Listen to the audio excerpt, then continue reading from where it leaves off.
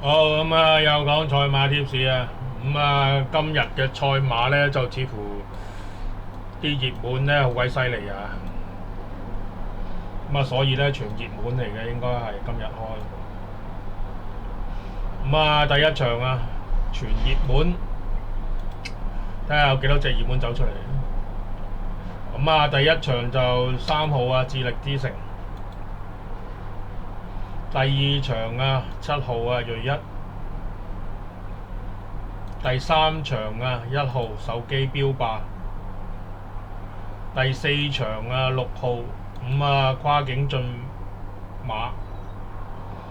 第五場啊，1號啊醒目高球。第六場啊，1號啊英雄無傑。第七場啊3號啊黃金節騎士。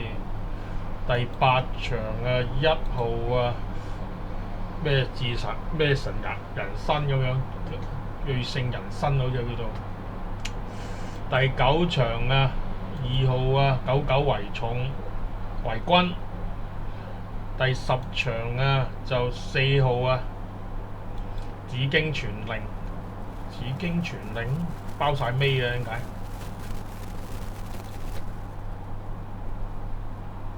我睇錯係嘛？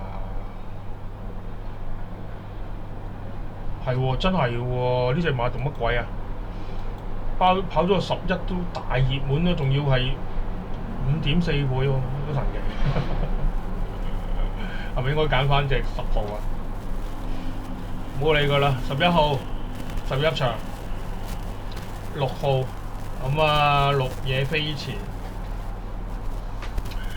今日呢個賽事呢，我相信都係即係有好多隻熱門都即係獨大嘅，以獨大嘅情況下，可能今日真係全開熱門都唔出奇嘅咁樣。